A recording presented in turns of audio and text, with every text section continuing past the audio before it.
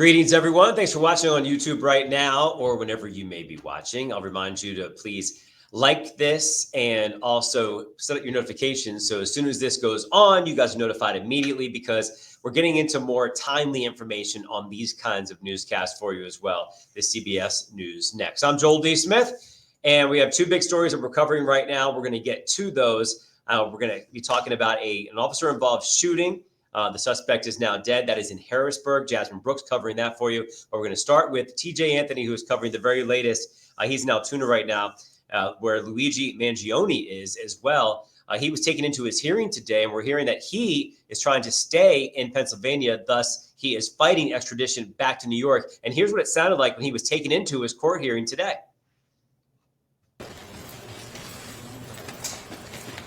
And completely outdone and insult the intelligence of the American people and the lived experience. Very vocal on the way in there, saying something about this being out of touch. The American people know what's going on here. Something along those lines. So a lot of controversy over that. Will he be taken back to New York or not? And how soon that will happen? Of course, this goes back to that CEO who was murdered over the weekend in New York. And Mangione was apparently identified by an employee at a McDonald's in Altoona. And that's where we bring in the rest of the story for us today. TJ Anthony in Altoona. He's been there the last couple of days covering this for us, doing a great job. And now there's been some backlash from some folks and the way that this was handled from some of the folks there at McDonald's. I'll let you pick the story up from there, TJ. What are you hearing?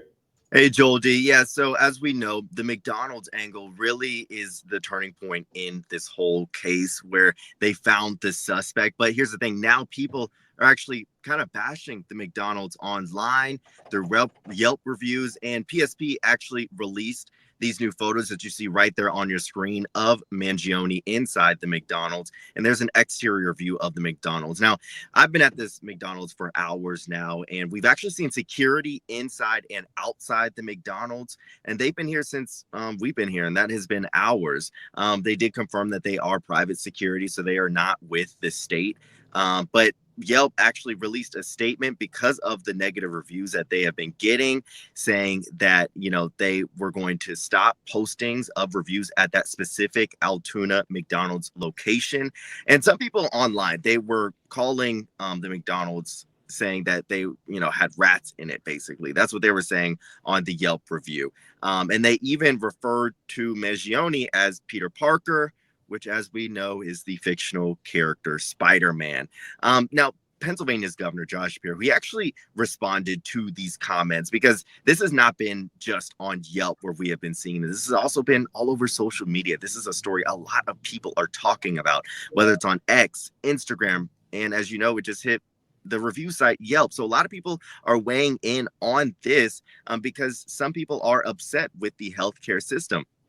And Pennsylvania Governor Josh Shapiro, he said, I know, that some of you are upset about this, but that does not take away from the facts of what is going on and the fact that, the United Healthcare CEO was murdered in the streets of New York. Now, as we do know, investigators are still trying to piece together everything. They are still trying to, give their case up. We do know that charges were filed in New York already overnight for Luigi Mangione. So there's still a lot of developments in this case, and we, of course, will continue to follow every development. Yeah, it's been tough, even just talking to folks in passing.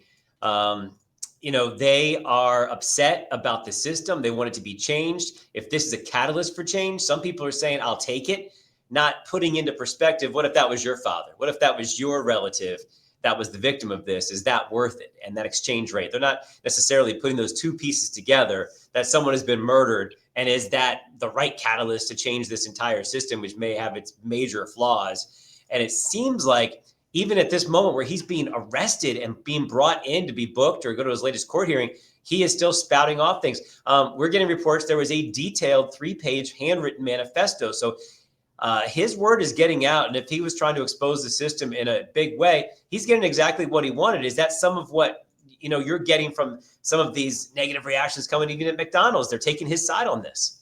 Yeah, some people, they are taking him side. They're not necessarily sympathizing with the fact that, like you said, a father, was murdered and has died. But yeah, there was a 3-page manifesto. So as I said, investigators are still trying to piece together everything in this case. But, there is also the other side. I did speak with people that are happy that there is a suspect, there's a lead in this case, and NYPD are saying this is a good lead. So people are excited about it. And these people that live in Altoona, did they expect for, this small town with less than 50,000 people to be on the map like this because of this nationwide case? No. Yeah. So they are very surprised about that. And some people told me they were coming to the McDonald's, that specific location, because of what is going on. So yeah, some of that too. Yeah. Yeah. So some people, yes, they are happy that there is a suspect, that there's a lead, but others are, more so upset with the healthcare system. And I hope in the future people can separate the two. Both things can be true. You can, be happy that we're looking at the healthcare system and maybe it needs an overhaul, but also still that, violence has consequences. And if this person is indeed guilty, they should meet all of those consequences. All right.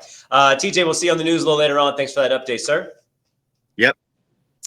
The other big story we're following today, a shootout in Harrisburg. This was on North Cameron Street, and lots of shots fired. And then once we get to the nitty gritty of who was firing those shots, this person, a suspect in another murder. The suspect ends up dead in the gunfire as well. Jasmine Brooks has been covering this today. We'll bring her in right now.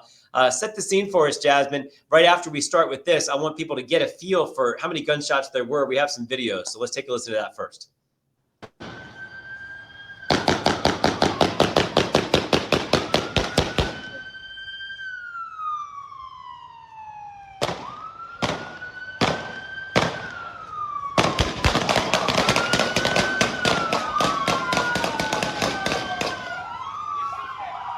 Fucking truck.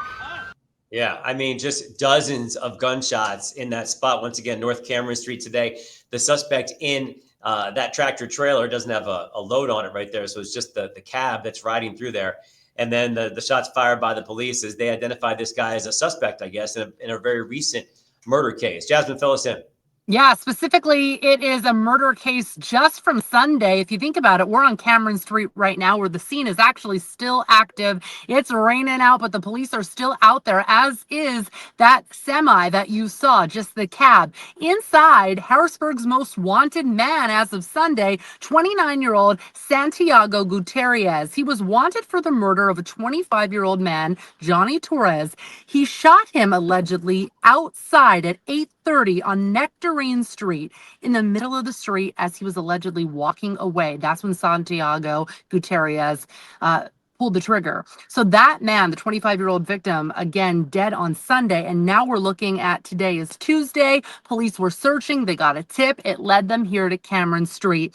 But when they were following Gutierrez, he noticed. And when he did, he pulls out his gun, and police say he started firing as he was driving away. That's when, obviously, they fired back. They fired back several rounds. You heard pop, pop, pop, pop, pop. And after that, when that semi stopped, they got out, they inspected it. They even used a drone to make sure that there was no movement or threat inside, Joel D. Yeah, we're just getting some new video in. I think we're going to have it on our newscast as well. What is that showing us? So that really shows the aftermath of the shots being fired and police moving in on that semi so they could go inside and look at what they were dealing with on the inside. They tell us that Gutierrez was killed and that he was the only one inside of that truck. Also, we know no police were injured today. Okay. All right. We'll look forward to your reports coming up at 5 and 6. Thanks a lot. Jasmine Brooks on location today at that officer-involved shooting. Thanks. Thanks. All right. I'm going to get a sip of drink here. Do we have some weather to look at? Let's see what we have. All right. I'm going to start coughing here because I'm coming over a cold. That's your latest weather forecast. Thanks for watching, everybody. I'll see you on the newscast. I'll be better by then. See ya.